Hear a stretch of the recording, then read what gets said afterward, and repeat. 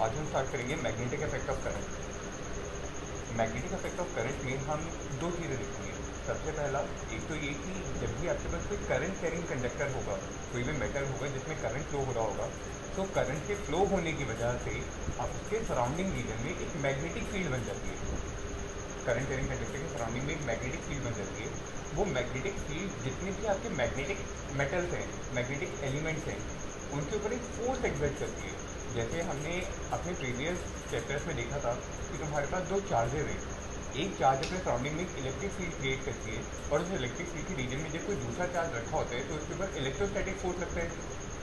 In the same way जब तुम्हारे पास एक रीजन में मैग्नेटिक फील्ड होती है तो उस मैग्नेटिक फील्ड रीजन में रखे हुए किसी भी मैग्नेटिक मटेरियल के ऊपर एक मैग्नेटिक फोर्स लगता है। क्या लगता है?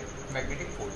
तो हम एक तो मैग्नेटिक फील्ड का स्ट्रेंथ कैलकुलेट करेंगे और दूसरा स्ट्रेंथ की वजह से कितना मैग्नेटिक फोर्स एग्जर्ट होगा किसी भी चार्ज पार्टिकल के ऊपर, वो कैलकुलेट करेंगे। तो सबसे पहले देखते हैं मैग्नेटिक फील्ड के बारे में।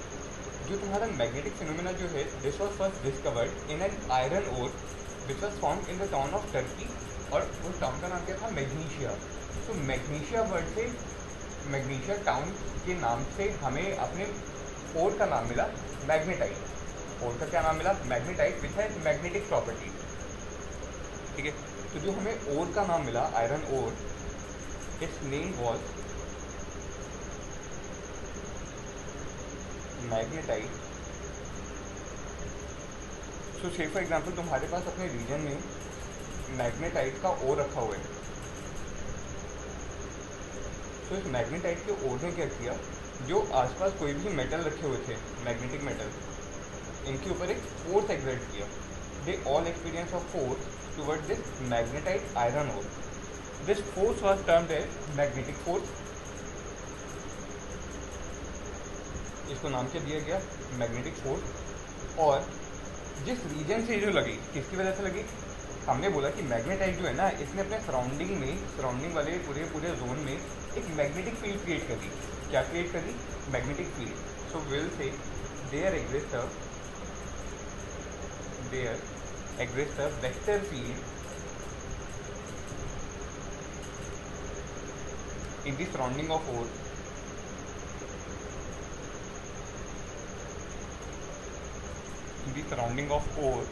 which exerted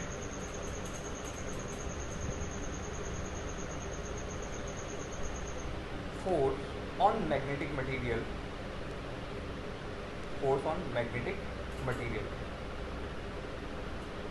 This field was known as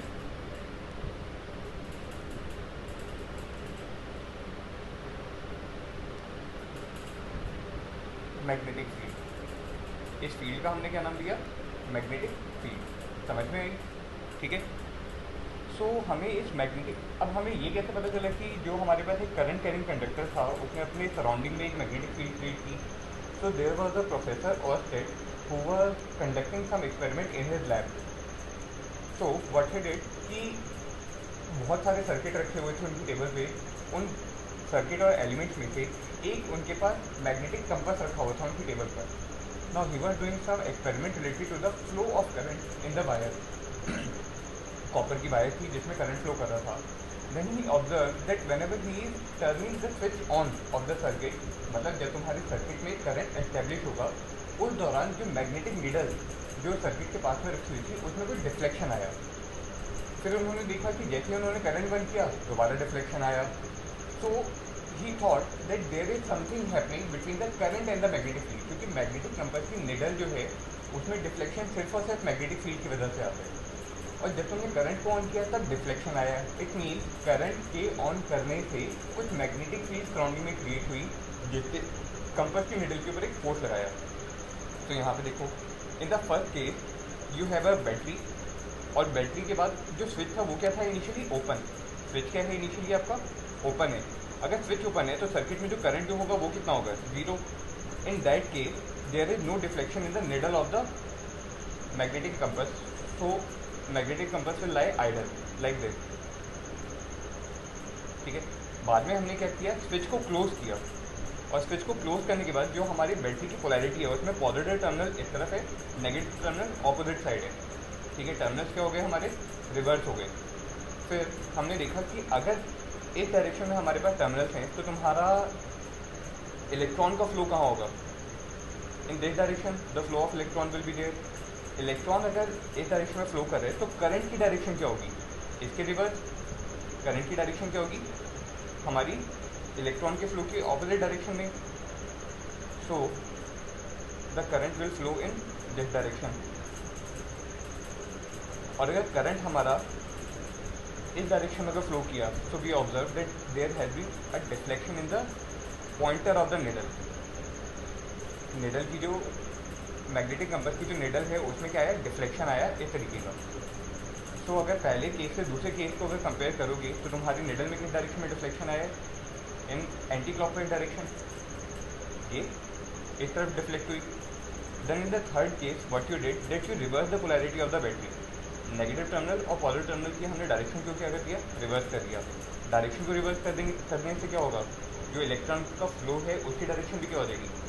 reverse हो जाएगी। इलेक्ट्रॉन का फ्लो ऑपोजिट डायरेक्शन में हो रहा है तो हमारा करंट का फ्लो भी किस डायरेक्शन में होगा? ऑपोजिट डायरेक्शन में। So now in this case the current is flowing in this direction. और करंट के फ्लो की रिवर्स करने की वजह से हमारी जो मैग्नेटिक निडल है उसकी डायरेक्शन में भी क्या आया? एक ऑपोजिट डायरेक्शन में डिफ्लेक्शन आ गया। उसकी डायरेक्शन में भी क्या आया? ऑपोजिट डायरेक्शन में डिफ्लेक्शन आया। So as compare to the second case, अब मेरी जो निडल है वो कहाँ पे डिफ्लेक्ट की? In the opposite direction. So whenever there is a current carrying conductor it will create some magnetic field in its surrounding, जिसका हमने पता कैसे लगाया? by placing a magnetic needle nearby to the electrical circuit। और दूसरा हमने क्या किया फिर? जो तुम्हारे पास करंट की डायरेक्शन है जब तुमने उसको रिवर्स किया तो मैग्नेटिक कंपास के निडल में डिफ्लेक्शन जो है वो भी ऑपोजिट डायरेक्शन में है। मतलब जो मैग्नेटिक फील्ड है वो एक वेक्टर क्वांटिटी रही होगी, क्योंकि वेक्टर की ही डायरेक्शन चेंज हो सकती है। अगर सिर्फ हम स्केलर क्वांटिटी बोलते हैं तो सिर्फ मैग्नीट्यूड होता, तो डायरेक्शन तो होती नहीं। तो करंट की डायरेक्शन चाहे कुछ भी हो, मैग्नीट्यूड सेम रहता। लेकिन करंट की डायरेक्शन रिवर्स करने से अगर निडल की मैग्नेटिक कंपास के निडल में भी डिफ्लेक्शन ऑपोजिट डायरेक्शन में आया, इट मीन्स कि करंट की डायरेक्शन चेंज करने की वजह से मैग्नेटिक फील्ड की डायरेक्शन भी चेंज हुई। और अगर मैग्नेटिक फील्ड की डायरेक्शन चेंज हुई तो मैग्नेटिक फील्ड क्या होगी? एक स्केलर क्वांटिटी नहीं रही, वो क्या बन गई? वेक्टर क्वांटिटी बन गई। तो यहाँ से हमने दो चीज़ें पता की। एक कि करंट कैरिंग कंडक्टर की वजह से सराउंडिंग रीजन में एक मैग्नेटिक फील्ड बनती है जिसका कुछ मैग्नीट्यूड होगा। और दूसरा, जो आपके मैग्नेटिक फील्ड है वो सिर्फ स्केलर क्वांटिटी नहीं है, वो वेक्टर क्वांटिटी है, क्योंकि उसकी भी डायरेक्शन क्या हो रही है? चेंज हो रही है। तो और रीड करो, तुम क्या बोलोगे? Also observe that a current carrying conductor or wire, current carrying conductor or wire produces a magnetic field in its surrounding. He observed that there was a deflection in the needle of magnetic compass when the current flowed through in the nearby circuit. ठीक है। और सबसे important point क्या है यहाँ पे? That the direction of the deflection of needle reversed when the direction of flow of the current was reversed. समझ में आई बात? ठीक है। तो आइए इसकी डायरेक्शन पहले समझते हैं कि डायरेक्शन अगर आपको मैग्नेटिक फील्ड की निकालनी होगी तो वो कैसे आप निकालेंगे। The direction of the magnetic field vector will be given by right hand thumb rule. पूरे चैप्टर में हमारे पास ये right hand thumb rule use होगा। हमें करना क्या होगा राइट हैंड थंब रूल में? That if you will keep your right hand finger in the direction of current, then the right hand thumb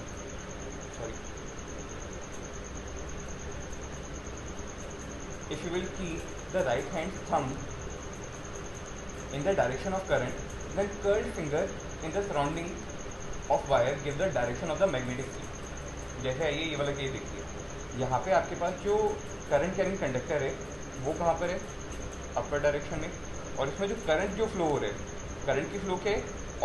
upward. Current की फ्लो की direction क्या है? अपवर्ड। तो करंट की फ्लो की डायरेक्शन अगर upward है तो तुम अपने राइट हैंड की थंब को कहाँ पे रखोगे? राइट हैंड को थंब को कहाँ रखोगे? इन the direction of the current. तो जो कर्ल्ड फिंगर्स हैं आपकी, वो कर्ल्ड फिंगर्स आपको क्या देगी? मैग्नेटिक फील्ड की डायरेक्शन। तो यहाँ पे आपने अपने थंब को ये डायरेक्शन रखा, इन द डायरेक्शन ऑफ करंट। तो कर्ल्ड फिंगर्स जो आपको मिली, ये वाली कर्ल्ड फिंगर, ये कर्ल्ड फिंगर्स आपको क्या दे दिया? मैग्नेटिक फील्ड की डायरेक्शन, जो रेड कलर एरो से हमने दिखाया। अब अगर तुम इस कर्ल्ड फिंगर्स को अगर देखोगे तो वो तुम्हारे कंडक्टर के लेफ्ट हैंड साइड वाले रीजन में, कंडक्टर के लेफ्ट हैंड साइड वाले रीजन में तुम्हारे अंदर से बाहर की तरफ आ रही है। तुम्हारे लिए प्लेन ऑफ पेपर में अगर देखोगे तो जब तुम अपने थंब को करंट की डायरेक्शन में रख रहे हो, कर्ल्ड फिंगर्स को जब तुम घुमाओगे अपने कंडक्टर के चारों तरफ। सो तुम्हारा जो कंडक्टर है उसके लेफ्ट हैंड साइड में मैग्नेटिक फील्ड बाहर आती हुई नजर आएंगी आपको, नीचे से ऊपर की तरफ, नीचे से ऊपर की तरफ आती हुई नजर आएगी। तो उसको हम डिनोट करेंगे इस वाले साइन से, एक डॉट दिखाएंगे हम। डॉट का मतलब क्या है, that the any vector quantity is coming from inside the plane of paper, अंदर से बाहर की तरफ आ रही है, ठीक है, towards you, the magnetic field is coming towards you. और जब तुम इस कंडक्टर के राइट हैंड साइड पे देखोगे, कंडक्टर के राइट हैंड साइड वाले रीजन में जब तुम देखोगे तो जो मैग्नेटिक फील्ड है वो घूम के प्लेन ऑफ पेपर के अंदर जा रही होगी, ये घूम के प्लेन ऑफ पेपर के अंदर जा रही होगी। तो वहाँ पे हम कैसे ड्रॉ करेंगे मैग्नेटिक फील्ड को, ऐसा क्रॉस दिखा के। नीचे वाले डायग्राम में देखो कैसे देखोगे तुम, क्रॉस दिखाते हैं। तो जब भी तुम्हारे पास क्रॉस दिखेगा, जब भी तुम्हें क्रॉस मिलेगा तो क्रॉस का मतलब क्या है, vector is going inside the plane of paper. और डॉट का मतलब क्या है कि जो भी वेक्टर है वो आपके प्लेन ऑफ पेपर से बाहर की तरफ निकल रहा है, मतलब it is coming towards you, ठीक है। एक को क्रॉस और डॉट आपका बना कहाँ से, if you will imagine an arrow which is pointing in this direction and which have a cross in your direction. So इस एरो को अगर आप शूट करोगे तो आपको एरो का कौन सा पार्ट दिखेगा, पीछे वाला। एरो का कौन सा पार्ट दिखेगा, पीछे वाला। अगर एरो क्या एक तरीके से वेक्टर है, तो the vector is going inside the plane of paper, तो आपको इस एरो का रियर एंड दिखेगा। रियर एंड पे क्या दिखेगा, क्रॉस, तो you will get a cross. और अगर एरो आपकी तरफ आ रहे हैं तो आपको एरो का पॉइंटेड एंड अपनी तरफ दिखेगा, एरो का पॉइंटेड एंड अपनी तरफ दिखेगा ना, फ्रंट एंड, तो उसको आप डिनोट करोगे डॉट से। समझ में आया।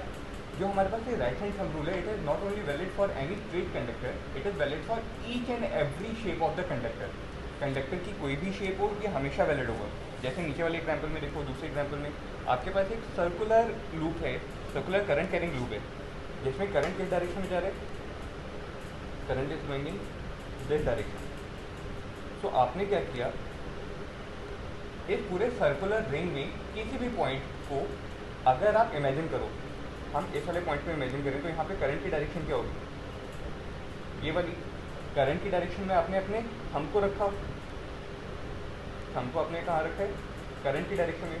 तो जो कर्ल्ड फिंगर्स हैं, कर्ल्ड फिंगर्स कैसे घूमेंगी, ऐसे घूमेगी। तो ये डायरेक्शन आपको क्या मिलेगी, मैग्नेटिक फील्ड की eight this given point. Magnetic field की इस पॉइंट पर आपको डायरेक्शन मिलेगी, ये वाली। अगर आपने अपना पॉइंट चेंज किया तो उस पॉइंट के चेंज करते ही करंट की डायरेक्शन चेंज हो जाएगी। जैसे अगर मैं कोई दूसरा पॉइंट लूँ, मैंने ये वाला पॉइंट लिया, सो इस पॉइंट पे करंट की डायरेक्शन क्या होगी, ऐसी।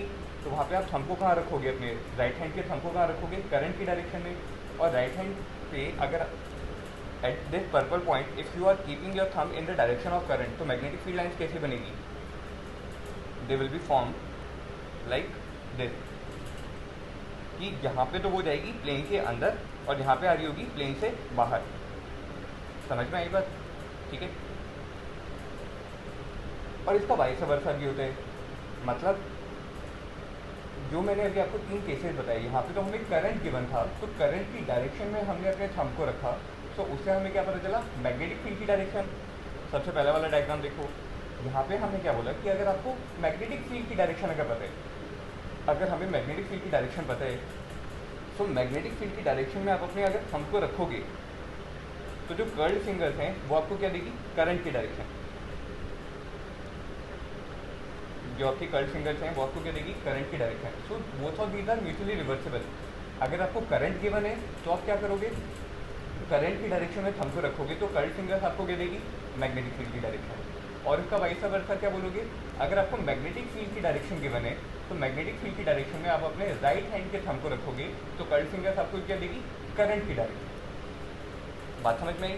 हमने कैसे निकालना है मैग्नेटिक फील्ड वेक्टर की डायरेक्शन। और एग्जाम्पल देखो, जैसे ये सबसे पहला वाला जो हमारा एग्जाम्पल है, ये तो सेम वही एग्जाम्पल है जो अभी हमने ऊपर देखा था, क्या कि यहाँ पे अगर करंट हमारा अपर डायरेक्शन में जा रहे हैं तो आपने अपने थंब को किस डायरेक्शन में रखा, इन द राइट हैंड के थंब को कहाँ रखा, इन द डायरेक्शन ऑफ करंट। तो जो कर्ल्ड फिंगर्स हैं वो कर्ल्ड फिंगर्स आपको क्या दे दिए, मैग्नेटिक फील्ड की डायरेक्शन। तो जो रेड कलर के एरोज हैं वो सारे के सारे क्या हैं, मैग्नेटिक फील्ड की डायरेक्शन। अब इसको जो हमने जो व्यू दिखाया है, इसको अगर तुम टॉप व्यू में देखोगे, मतलब तुम कहाँ से देख रहे हो, अपर डायरेक्शन से देख रहे हो, तो तुम्हें अपर डायरेक्शन में कुछ ऐसा दिखेगा। अपर डायरेक्शन में ऐसा दिखेगा कि जो थंब है वो तुम्हारा ऊपर की तरफ आ गया, ये तुम्हारा सेम थंब हो गया, और इसमें जो तुम्हारा करंट कैरिंग कंडक्टर जो है वो ये ब्लू कलर का कंडक्टर है, जिसमें करंट कहाँ आ रहा है, प्लेन के अंदर से बाहर की तरफ। The current is coming toward you. तो हम करंट को कैसे शो करेंगे, जैसे मैंने यहाँ पे शो किया, करंट को कैसे शो करोगे तुम, सर्कल और सर्कल के बीच में डॉट। तो ये क्या बताएगा हमें कि करंट जो है वो क्या आ रहा है, प्लेन के अंदर से बाहर की तरफ। तो बताओ कर्ल फिंगर जो है वो आपको क्या दे रही है, मैग्नेटिक फील्ड की डायरेक्शन। तो जो रेड कलर के जो हमें कंसेंट्रिक सर्कल मिलेंगे, और ऐसा एक सर्कल नहीं मिलेगा, इनफाइनाइट नंबर ऑफ सर्कल्स मिलेंगे। जैसे आप अपने लेफ्ट हैंड साइड वाले डायग्राम में देख रहे हो, उसमें 3 सर्कल दिखाए हैं, वैसे यहाँ पे आपको मल्टीपल सर्कल दिखेंगे।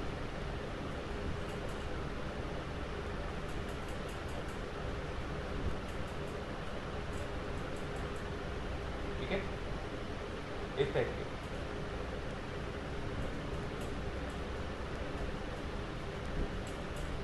तो जो हमारे रेड कलर के जो सर्कुलर मैग्नेटिक फील्ड लाइन जो है, ये क्या रिप्रेजेंट करिए कि ये मैग्नेटिक फील्ड लाइन है, जिसकी शेप कैसी है, सर्कुलर, और उसका सेंटर कहाँ पे होगा, on the current carrying conductor. जितने भी हमारे ये 3 सर्कल बने हैं, इनका सेंटर कहाँ होगा, सेंटर लाइट ऑन वायर। समझ में आएगा, ठीक है। और एग्जांपल देखो, मान लो तुम्हारे पास एक सर्कुलर लूप है जिसमें करंट कैसे आ रहा है। इस वाले चैप्टर में आपकी डायरेक्शन देखना बहुत इंपॉर्टेंट है, मैग्नेटिक फील्ड की डायरेक्शन। क्वेश्चन बहुत इजी होंगे यहाँ पे, न्यूमेरिकल्स बहुत इजी होंगे, लेकिन हर जगह वो आपको डायरेक्शन में कंफ्यूज करवाएगा। तो इसलिए डायरेक्शन पे खास ध्यान दो कि हम डायरेक्शन कैसे कैलकुलेट करें। अगर मैं इस वाले पॉइंट की बात करूँ, सबसे पहला वाला पॉइंट, तो eight this point the direction of the current is straight. Current की डायरेक्शन क्या है, स्ट्रेट।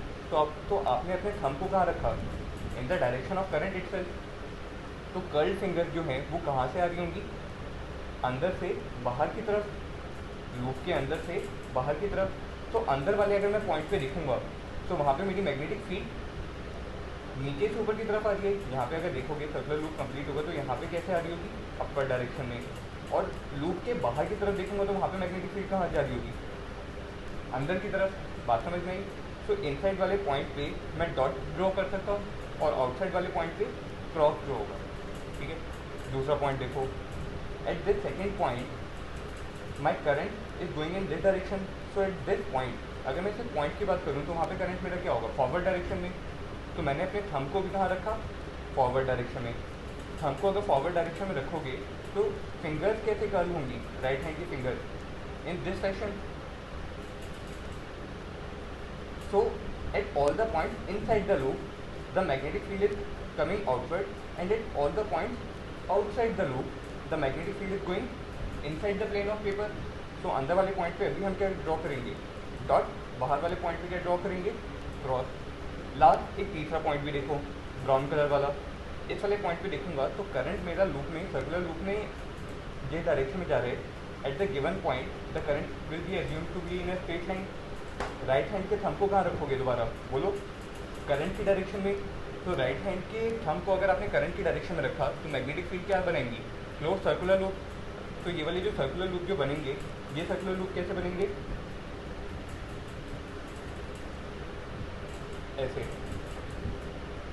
सो प्लेन के अंदर, सर्कुलर लूप के अंदर जितने भी पॉइंट्स हैं, वहाँ पे दोबारा डॉट बनेगा, और बाहर वाले पॉइंट पे क्या बनेगा, क्रॉस। मतलब वो प्लेन के कहाँ जा रहे हैं, अंदर की तरफ जा रहे हैं। प्लेन में कहाँ जा रहे हैं, अंदर की तरफ। नीचे वाले डायग्राम से और अच्छे से देखो, समझ में आ रहे हैं। जैसे अगर मैं इस वाले डायग्राम में बोलूँ, तो यहाँ पे मेरा करंट एक डायरेक्शन में है, करंट की डायरेक्शन में हमने अपने थंब की डायरेक्शन को रखा। सो जो कर्ल्ड फिंगर्स हैं, वो कर्ल्ड फिंगर्स आपको क्या देंगे, इस टाइप की कर्ल्ड फिंगर्स, ये आपको क्या देंगे, मैग्नेटिक फील्ड की डायरेक्शन। तो अगर मैं लूप के राइट हैंड साइड में बात करूँ, लूप के राइट हैंड फेस पे बात करूँ, तो इस फेस पे मेरा मैग्नेटिक फील्ड की डायरेक्शन क्या होगी, आउटवर्ड। और अगर मैं इसके लेफ्ट हैंड फेस पे बात करूँ, तो वहाँ पे वो मेरा लूप अंदर आ रहा होगा। मैग्नेटिक फील्ड लूप में लेफ्ट हैंड साइड से अंदर आ रहे हैं, और राइट हैंड साइड से बाहर आ रहे हैं। सो राइट हैंड साइड वाले पॉइंट के लिए बाहर आ रहे हैं, तो वहाँ पे क्या ड्रॉ होगा, डॉट। और लेफ्ट हैंड साइड वाले फेस से अंदर की तरफ जा रहे हैं, तो वहाँ पे क्या ड्रॉ करोगे आप, क्रॉस। वहाँ पे क्या ड्रॉ करोगे आप, क्रॉस। समझ में आया? ठीक है। सो इस तरीके से अगर तुम अपने लूप के इन्फिनिट नंबर ऑफ पॉइंट्स पे मैग्नेटिक फील्ड ड्रॉ करोगे, तो जो मैग्नेटिक फील्ड का पैटर्न जो आएगा it will look something like this. समझ में आया? ठीक है। यहाँ पे जो सेंट्रल थिक रेड कलर की लाइन जो है, सेंट्रल थिक रेड कलर वाली लाइन, ये वाली लाइन, ये लाइन आपको क्या बता रही है? This is the magnetic field at the centre of the circular loop, जिसका स्ट्रेंथ सबसे ज़्यादा होता है। इसका स्ट्रेंथ क्या होगा? मैक्सिमम। बात समझ में आई? ठीक है। लास्ट एग्जाम्पल, और इन दिस केस यहाँ पे अब थंब वाला डायग्राम नहीं है, आपको खुद इमेजिन करना है। अगर आपका current is going from right hand side toward left hand side, then what you will do, जो आपका राइट हैंड है उसकी थंब को करंट की डायरेक्शन में रखोगे, राइट हैंड की थंब को करंट की डायरेक्शन में रखोगे, तो कर्ल्ड फिंगर्स आपको क्या देगी? मैग्नेटिक फील्ड की डायरेक्शन। सो मैग्नेटिक फील्ड की डायरेक्शन क्या आएगी? Like this. तो जो आपका कंडक्टर है उसके नीचे वाले पॉइंट पे, कंडक्टर के डाउनवर्ड डायरेक्शन में अगर आप देखोगे तो जो मैग्नेटिक फील्ड लाइन्स हैं वो प्लेन से बाहर निकलती हुई नजर आएंगी।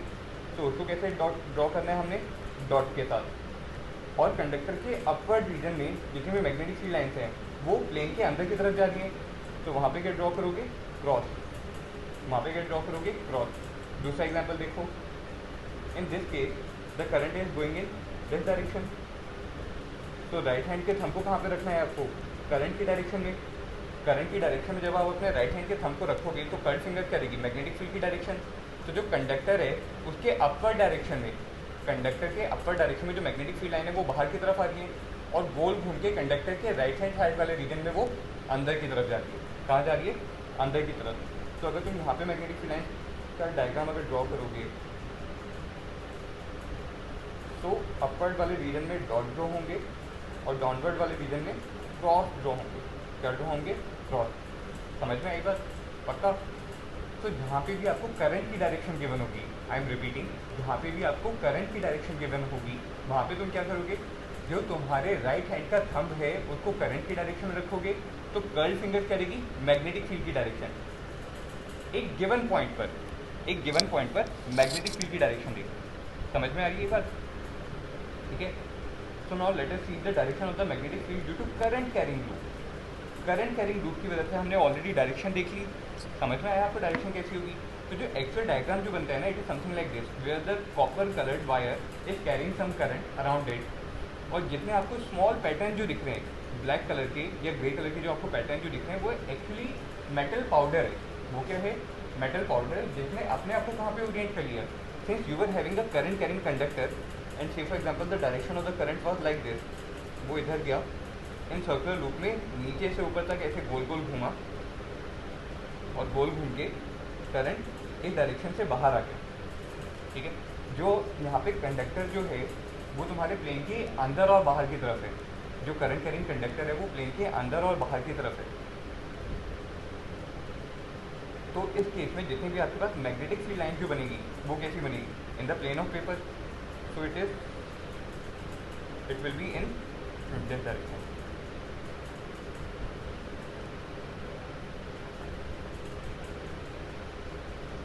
समझ में आ रही है बस? ठीक है। यहाँ पे इस टाइप के पैटर्न बनेंगे, और जितनी भी आपके मैग्नेटिक फील्ड लाइन्स हैं, जितनी भी मेटल फिलिंग्स हैं, उन्होंने अपने आप को मैग्नेटिक फील्ड लाइन के अलॉन्ग ओरिएंट कर लिया। ठीक है। और सेंट्रल पोजीशन पे देखोगे तो यहाँ से मैग्नेटिक फील्ड बाहर की तरफ आती होगी और यहाँ पे अंदर की तरफ आती है। मेटल फिलिंग पाउडर से आपको डायरेक्शन नहीं पता चलेगी, क्योंकि मेटल जो है वो आपको एरो नहीं दिखाएगा, वो सिर्फ और सिर्फ क्या दिखाएगा कि पैटर्न कैसे है। तो मुझे पैटर्न समझ में आ गया। अगर आप डायरेक्शन भी देखना चाहते हो तो आप सेम जगह पे क्या कर सकते हो? एक मैग्नेटिक कंपास को ला के रख दो। मैग्नेटिक कंपास की जो निडल जो है वो निडल आपको डायरेक्शन के अलॉन्ग पॉइंट करेगी। मैग्नेटिक कंपास की निडल जो है वो आपको पॉइंट करेगी मैग्नेटिक फील्ड की डायरेक्शन में। तो से for example if you are having a magnetic compass also, तो यहाँ पे इस तरफ पॉइंट करेगा। जब आपने कंपास को उठा के यहाँ पे रखा तो निडल की डिफ्लेक्शन कुछ और हुई। निडल की डिफ्लेक्शन की कंटिन्यूसली चेंज होने की वजह से आप डायरेक्शन को फाइंड आउट कर सकते हो कि आपके मैग्नेटिक फील्ड की डायरेक्शन क्या रही होगी। समझ में आई बात? ठीक है। तो नीचे वाले डायग्राम में भी सेम ऐसा ही रिप्रेजेंटेशन है, जहाँ पे सर्कुलर करंट कैरिंग लूप की वजह से आपको मैग्नेटिक फील्ड लाइन्स कैसे मिलेगी वो आप फाइंड आउट कर सकते हो। अगर मैं ए पॉइंट की बात करूँगा तो वहाँ पे करंट अपर डायरेक्शन में, करंट अपर डायरेक्शन में है तो राइट हैंड की फिंगर्स को भी आपने कहाँ पर रखना है, अपर डायरेक्शन में। तो कर्ल्ड फिंगर्स कैसे क्या देंगी आपको, मैग्नेटिक फील्ड की डायरेक्शन। तो like this you will get your magnetic field direction. B point पे अगर आप करंट देखोगे तो वो करंट गोल घूम के बी पॉइंट पे कहाँ जा रहा होगा, inside the plane of paper. Inside the plane of paper जब तुम अपने थंब को रखोगे तो कर्ल्ड फिंगर्स क्या देने वाली है दोबारा, मैग्नेटिक फील्ड की डायरेक्शन। तो मैग्नेटिक फील्ड की डायरेक्शन कैसे आएगी, like this.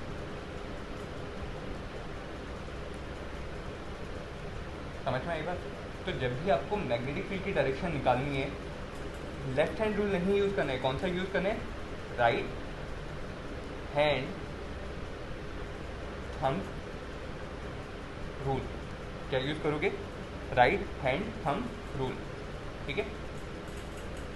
So now let us see the magnetic field due to a moving charge.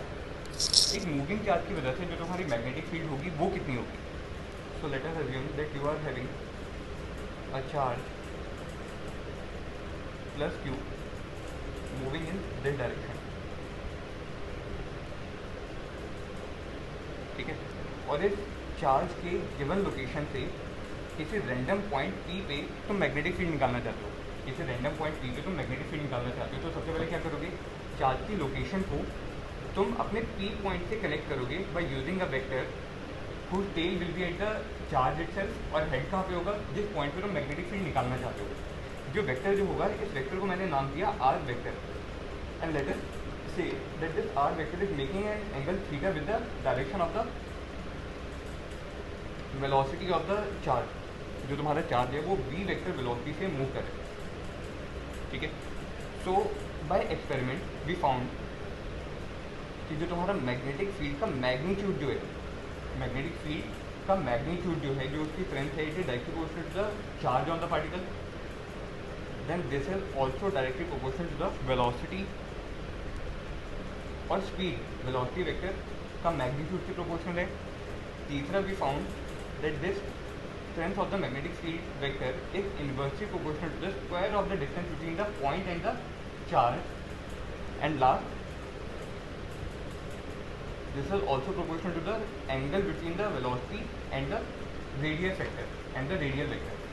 So combining all these four, you got that magnetic field, the strength of the magnetic field vector is directly proportional to q v sin alpha upon r square.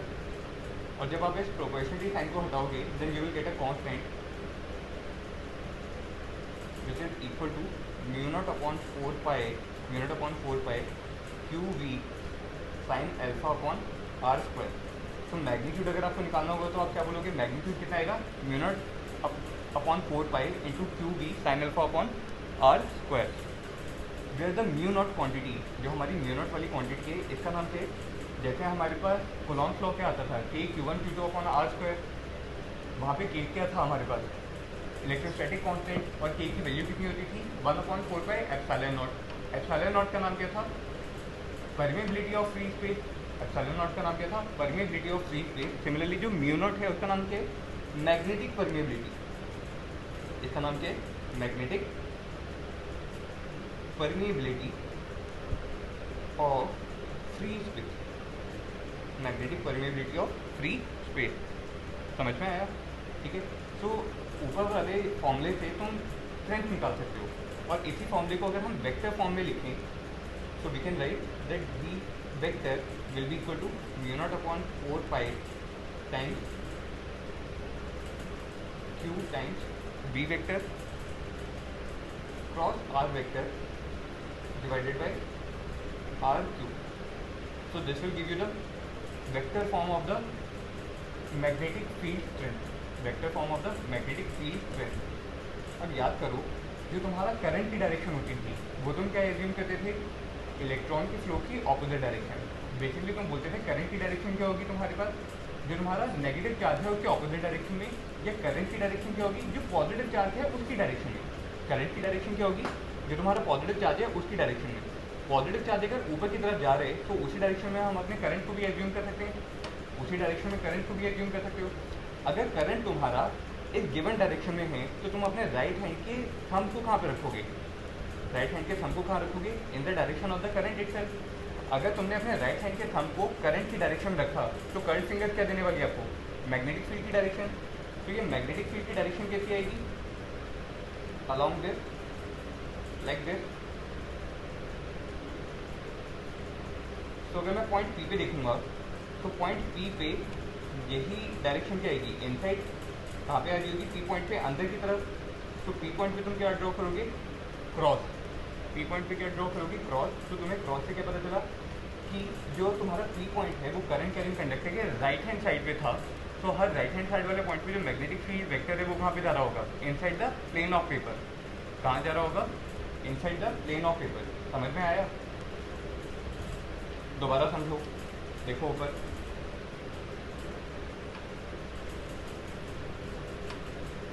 हाँ यहाँ पे देखो, जो हमारा पहला वाला diagram था, यहाँ पे हमने क्या बोला कि तुमने अपने राइट हैंड के थंब को कहाँ रखना है, करंट की डायरेक्शन में।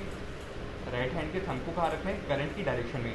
तो जो पिंक कलर का मैंने यहाँ पे थंब आपका दिखाया है, ये थंब को कहाँ पे रखा है आपने, करंट की डायरेक्शन में। तो जो कर्ल्ड फिंगर्स हैं, जो कर्ल्ड फिंगर्स हैं, उन्होंने आपको क्या दी,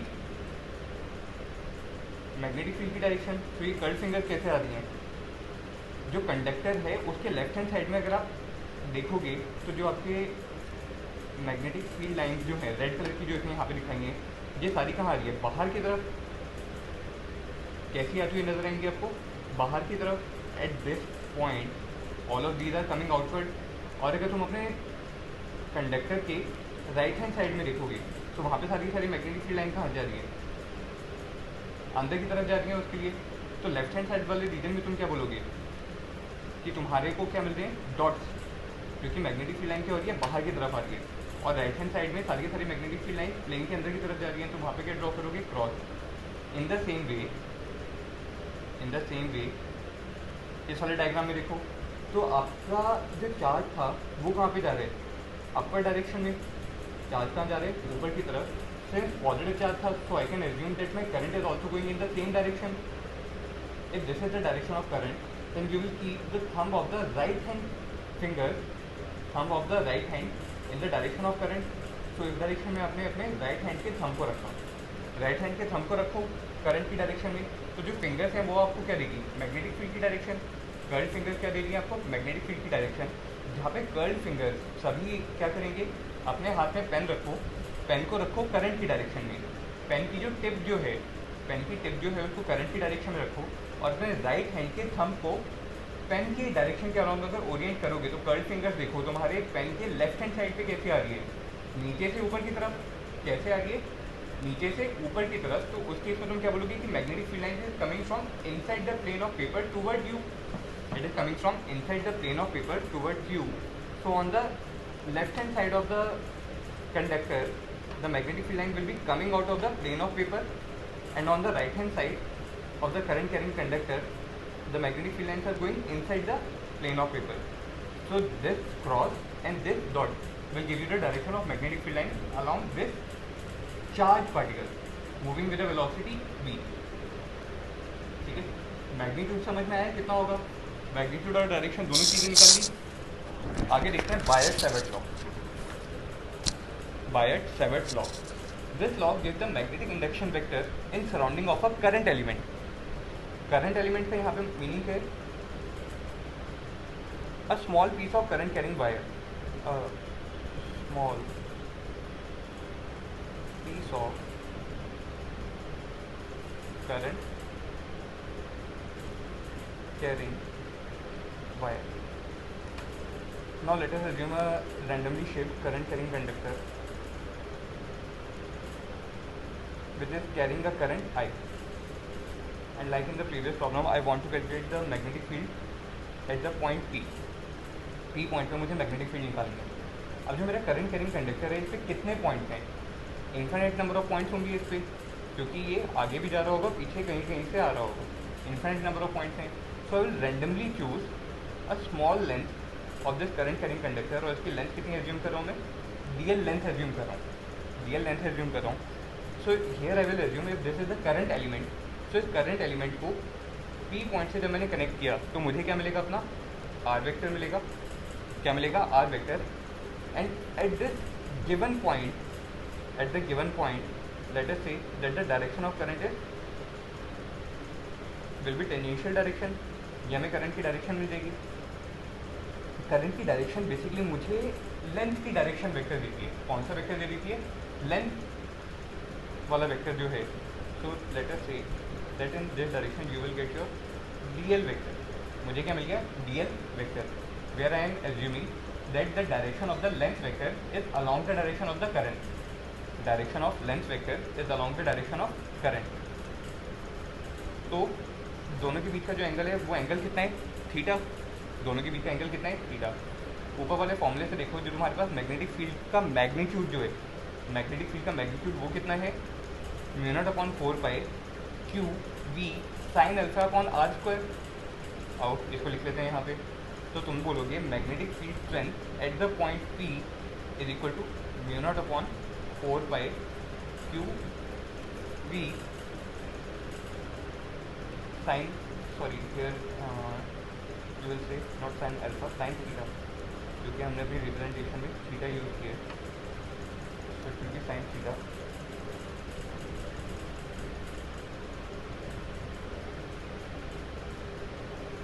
हाँ जी. तो यहाँ पे हम क्या बोलेंगे, q we sign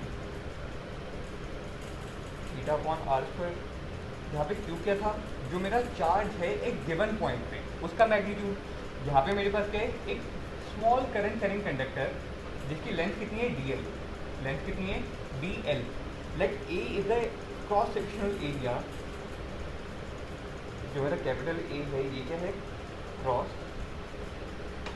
sectional area of current carrying wire. जो मेरी ये करंट कैरिंग वायर है उसका एरिया कितना है, ए.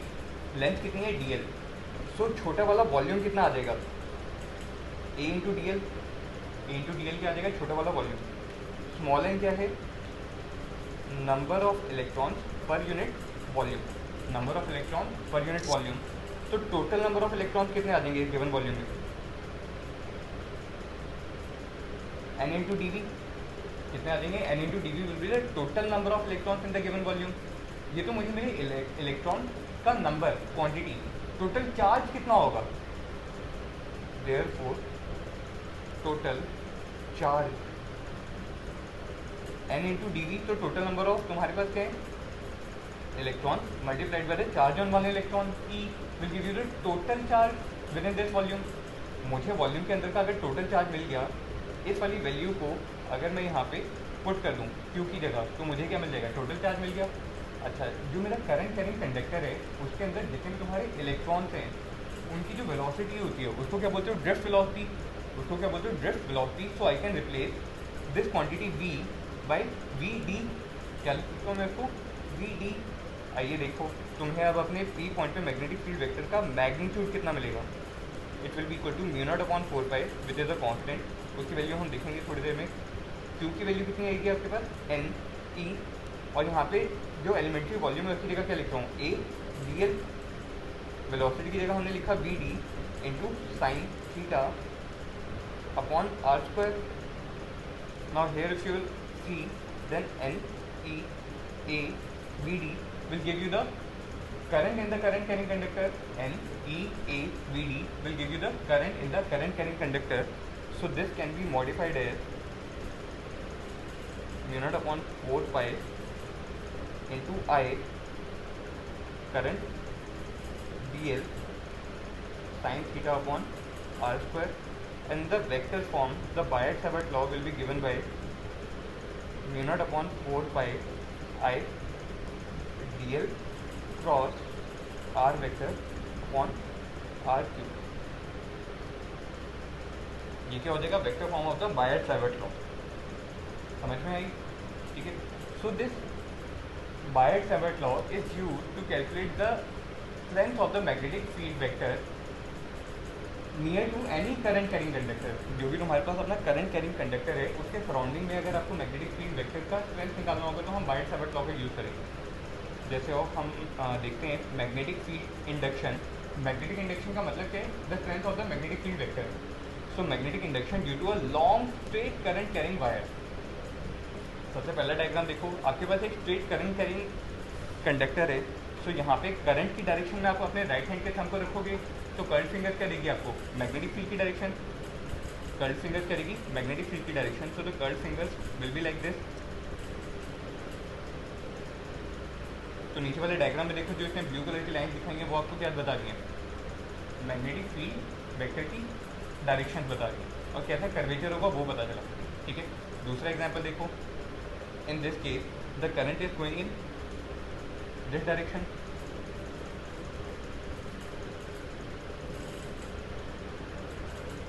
तो आपने अपने राइट हैंड के थंब को कहाँ पे रखना है?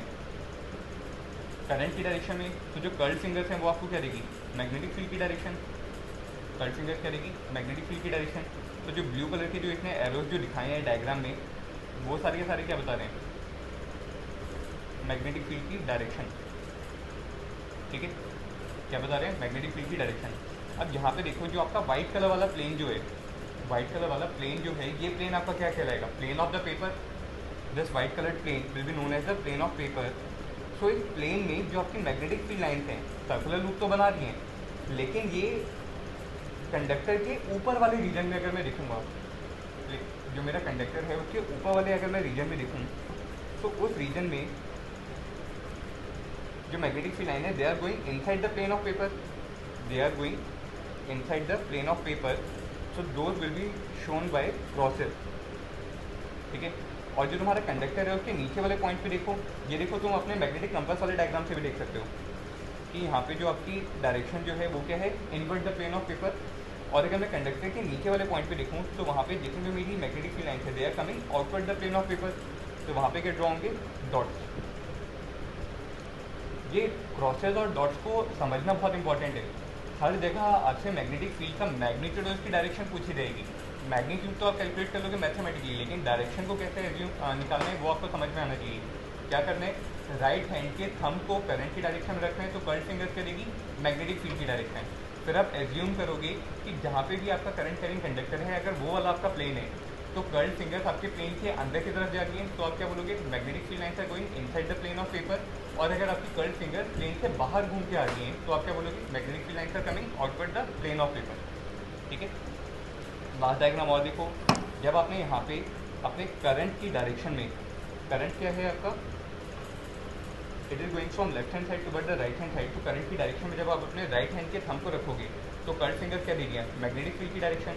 सो जो हमारा करंट कैरिंग कंडक्टर है उसके अपवर्ड वाले रीजन में मैग्नेटिक फील्ड लाइन्स कैसी होंगी? बाहर की तरफ आ रही हैं प्लेन से। जो हमारा प्लेन है उसके ये बाहर की तरफ आ रही हैं और गोल घूम के वो कहाँ आ जाएंगी? नीचे की तरफ। जो हमारा कंडक्टर है उसके लोअर पोर्शन में, उसके नीचे वाली तरफ जो आपके मैग्नेटिक फील्ड लाइन्स है they are going inside the plane of paper. So ऊपर की तरफ आप क्या ड्रॉ करोगे? डॉट्स। और नीचे वाली तरफ क्या ड्रॉ करोगे? क्रॉसेस।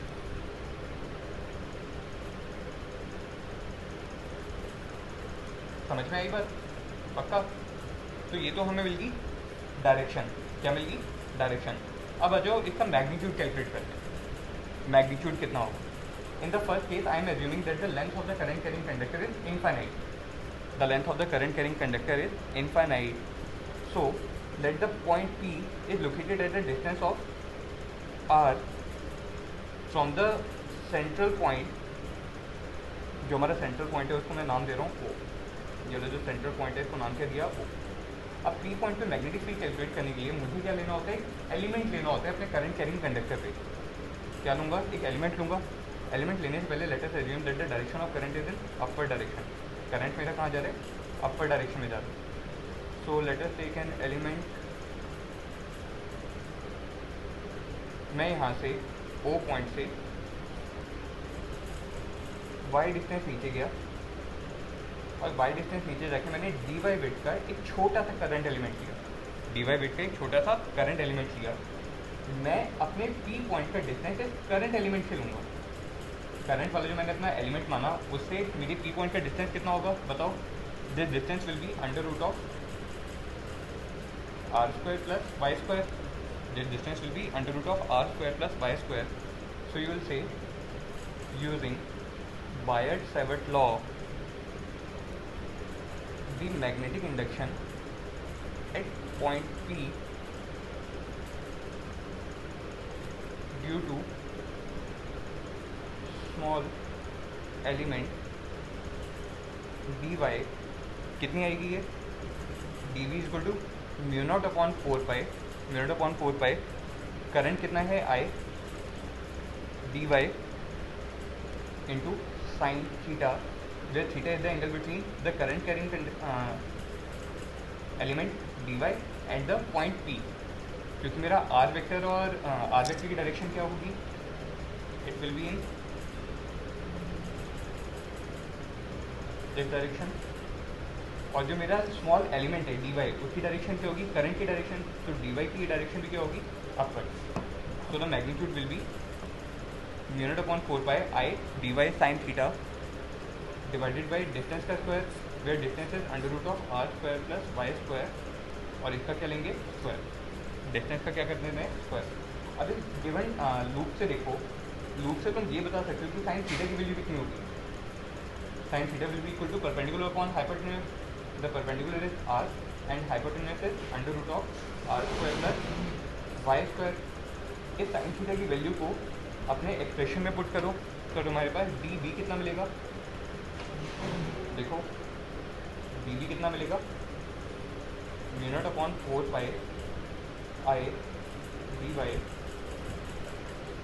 न्यूमरेटर वाला आर तो हमने आर लिख दिया, डिनोमिनेटर में क्या होगा under root of r square plus y square, तो का स्क्वायर यहाँ पे हो रहा है और एक क्वांटिटी इसके डिनोमिनेटर से हो रही है, तो टोटल कितना हो जाएगा r square plus y square की होल पावर 3/2, इसकी होल पावर कितना हो जाएगा 3/2। 3 तो क्यों हुई, जो हमारे पास 2 क्वांटिटी है और साइन थीटा का डिनोमिनेटर जिसकी पावर कितनी थी 1, और 1/2 क्यों आया, क्योंकि r square plus y square का रूट था, r square plus y square का रूट था, इसलिए 1/2 वाली क्वांटिटी आ गई, तो टोटल डिनोमिनेटर में कितना आएगा r square plus y square की होल पावर 3/2। ठीक है, ये तो हमें मिलेगी स्मॉल एलिमेंट की वजह से। अगर मुझे कंप्लीट करंट कैरिंग कंडक्टर की वजह से निकालना है तो मैं क्या करूँगा, इस एक्सप्रेशन को इंटीग्रेट करेंगे, इस एक्सप्रेशन को क्या करोगे आप इंटीग्रेट करोगे। ठीक है, और इंटीग्रेट कहाँ से कहाँ तक करोगे, since this is an of infinite length, so you integrate it from the length minus infinity to plus infinity, minus infinity से लेके प्लस इन्फिनिटी तक हम इस वाले एक्सप्रेशन को इंटीग्रेट करेंगे। देखते हैं आप इसको इंटीग्रेट कैसे करोगे। So after integrating you will से that the net magnetic field at the point P will be given by integral of dB at the point P, which will be given by integral of mu naught upon 4 pi into I r dy divided by r square plus y square to the whole power 3/2. Integral limit is from minus infinity to plus infinity. ठीक है, so now let us assume that y is equal to r tan theta. y की value किसके बराबर है, r tan theta की। जब आप इसको डिफरेंशिएट करोगे तो dy कितना आएगा, r sec square theta d theta, r sec square theta into d theta. साथ में एक चीज़ और ऑब्जर्व करो कि यहाँ पे जो मेरी माइनस इन्फिनिटी और प्लस इन्फिनिटी जो लिमिट जो है वो किसके लिए है, फॉर द वेरिएबल dy। कौन से वेरिएबल के लिए, dy। तो जब मेरा y की value at y is equal to minus infinity, theta कितना होगा माइनस पाई/2, और at y is equal to plus infinity the value of theta will be equal to plus of pi. ठीक है, तो जब हम y को थीटा के टर्म्स में चेंज करेंगे, अपने डिफरेंशियल y को थीटा में लिखेंगे, तो हमारी इंटीग्रल लिमिट माइनस इन्फिनिटी से प्लस इन्फिनिटी से चेंज होगी, क्या हो जाएगी from minus pi to plus pi. So doing this changes क्या मिलेगा आपको, magnetic field at the point P will be given by integral from minus pi/2 to plus pi/2. Mu naught upon 4 pi is a constant, mu naught upon 4 pi तो constant हो गया, I और R as it is आएगा, dy की जगह आप क्या लिखोगे, r sec square theta d theta, so instead of dy I am writing down r sec square theta d theta। अच्छा डिनोमिनेटर देखो, डिनोमिनेटर को हम अलग से एक बार सॉल्व कर लेते हैं। तो इस वाले इक्वेशन को मैं नीचे ले आता हूँ। सिर्फ अगर मैं डिनोमिनेटर को देखूँ, मैं डिनोमिनेटर को यहाँ पे सॉल्व करूँ तो डिनोमिनेटर में क्या लिखा है, r square plus y square की होल पावर 3/2। तो r square plus y square raise to power 3/2 can be written as, r की जगह हम क्या लिखेंगे, आर की जगह हम लिख रहे हैं, सॉरी वाई की जगह लिखेंगे आर टेन थीटा। तो r square plus y square कितना आएगा, r square tan square theta to the whole power 3/2। Bracket के अंदर से आर स्क्वायर कॉमन आ जाएगा तो क्या बचेगा, 1 plus tan square theta to the whole power 3/2। Now what is 1 plus tan square theta, sec square theta. 1 plus tan square theta कितना होता है, sec square theta. So it will be r square sec square theta to the whole power 3/2, जो कितना आएगा, जो हमारी r square sec square theta है, it can be again written as r sec theta to the whole square to the whole power 3/2, which will be r sec theta to the whole cube। r sec theta का क्या आ जाएगा, whole cube, which can be again written as r cube sec cube theta, r cube sec cube theta। Now putting the value of this denominator quantity r square plus y square to the whole power 3/2 from this expression into this expression, you will write r cube sec cube theta। समझ में आया क्या लिखा हमने, r cube sec cube theta। अब इसको solve करो, देखो क्या आएगा। जो तुम्हारे पास न्यूमरेटर में आर और आर स्क्वायर, डिनोमिनेटर के आर क्यूब को काट के क्या बचाएगा, सिर्फ आर। न्यूमरेटर में सेक स्क्वायर थीटा, डिनोमिनेटर के सेक क्यूब थीटा के साथ कैंसिल आउट होकर डिनोमिनेटर में कितना आएगा, सिर्फ sec theta. So it will be integral of minus pi by two to plus pi by two mu not upon 4 pi I upon r 1 upon sec theta will be equal to cos theta d theta. So this is the expression which is very important, क्योंकि इसी expression से हम कुछ अपने बाकी derivations भी निकालेंगे। In this case the integral limits are from minus pi by two to plus pi by two. अब यहाँ पे देखिए तुम्हारे पास कांस्टेंट क्वांटिटीज कौन कौन सी हैं, mu not upon 4 pi is a constant, current I in the conductor is a constant, and the distance r, ये डिस्टेंस आर कौन सा था, पी पॉइंट का डिस्टेंस, पी पॉइंट का distance from the conductor, and this distance r is also constant. ये जो distance are जो है, इसका परपेंडिकुलर डिस्टेंस जो होगा ये क्या होगा, कांस्टेंट रहेगा। ये परपेंडिकुलर डिस्टेंस तो चेंज नहीं होने वाला। So mu naught I upon 4 pi r will come outside the integral limit and it will be integral from minus pi by two to plus pi by two of cos theta d theta. Cos theta का integral कितना आता है, sine theta, कितना आता है, sine theta. So it will be mu naught I upon 4 pi r integral will be sine theta, और limit कहाँ से कहाँ तक पुट करेंगे, from minus pi by two to plus pi by to. Limits कैसे पुट करते हैं, जो हमारा गिवन फंक्शन है उसमें पहले अपर लिमिट पुट करो, मतलब sine of pi by two, minus function में लोअर लिमिट पुट करो, sine of minus pi by two. Sine of minus pi by two will be equal to -1, sine of minus pi by two will be equal to -1। So you will say this will be equal to mu naught I upon 4 pi r 1 minus of -1। इसको solve करोगे तो आपके पास P point की magnetic field कितनी आएगी, mu naught I upon 4 pi r, कितनी आएगी, mu naught I upon 4 pi r. मैंने यहाँ पे डेरिवेशन में एक एक स्टेप करके लिखा है, सॉरी डिनोमिनेटर में कितना आएगा, 2 पाई आर। मैंने यहाँ पे आपको डेरिवेशन में एक स्टेप करके लिखा है। आप अपने डेरिवेशन में इतने कंप्लीट डिटेल स्टेप्स में नहीं जाओगे, but you will not skip any important step, ठीक है। अच्छा, ये तो हमें यहाँ से मैग्नीट्यूड पता चल गया। अब डायरेक्शन बताओ, डायरेक्शन कैसे निकालोगे आप, using right hand thumb rule. तो using right hand thumb rule you will say that you will place the thumb of your right hand in the direction of current. Current अगर upper direction में तो thumb को भी कहाँ रखा, upper direction में। Thumb को अगर आपने अपर डायरेक्शन में रखा तो कर्ल फिंगर क्या रहेगी, मैग्नेटिक फील्ड की डायरेक्शन। कर्ल फिंगर क्या रहेगी, मैग्नेटिक फील्ड की डायरेक्शन। तो तुम्हारे पी पॉइंट पे जो मैग्नेटिक फील्ड लाइन्स है वो कहाँ पे जा रही होगी, inside the plane of paper. तो पी पॉइंट पे मैग्नेटिक फील्ड लाइन्स कैसी होगी, inside the plane of paper. समझ में आया। और अगर पी पॉइंट की जगह अगर कोई क्यू पॉइंट रहा होता, पी पॉइंट की जगह अगर हमारे पास कोई क्यू पॉइंट रहा होता which is on the left hand side, मान लो क्यू पॉइंट यहाँ पर है आपके पास।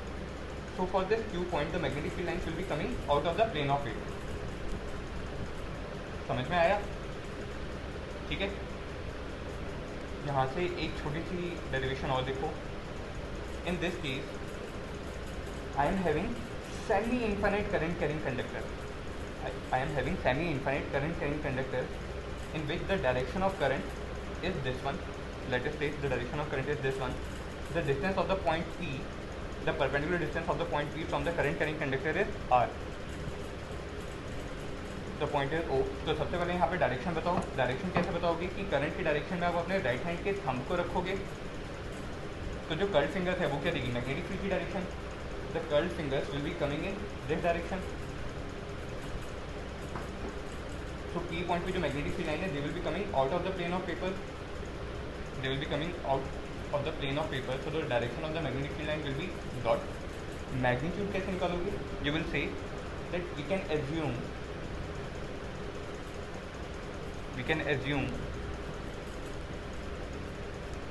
सेमी इनफाइनाइट, जो we can assume that semi infinite current carrying conductor will be half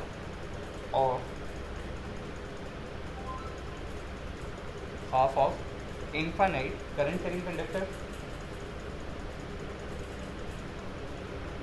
Half of infinite current carrying conductor. तो अगर हाफ हो जाएगा तो क्या बोलोगे? टोटल था तो कितना था? BP. if BP for infinite कितना था? Mu naught I upon 2 pi r. So for magnetic field at point P for semi infinite it will be equal to half of that for the infinite. तो semi infinite की वजह से कितना आएगा?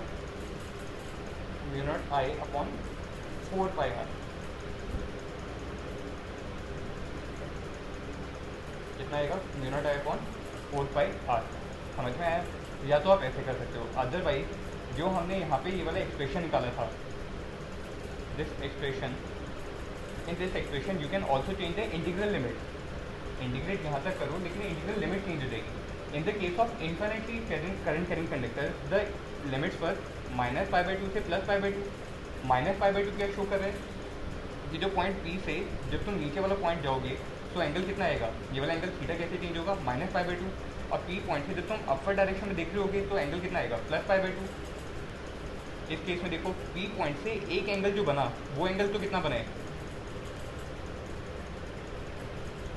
90 degree का. Sorry, theta की अगर हम बात करेंगे तो थीटा वहाँ पे कितना हो जाएगा? 0 डिग्री. क्योंकि यहाँ पे P पॉइंट का जो हमने एंगल जो निकाला है वो एंगल कहाँ से निकाले? From the direction of the current carrying conductor toward the point P. From the direction of current carrying conductor toward the point P. So in this case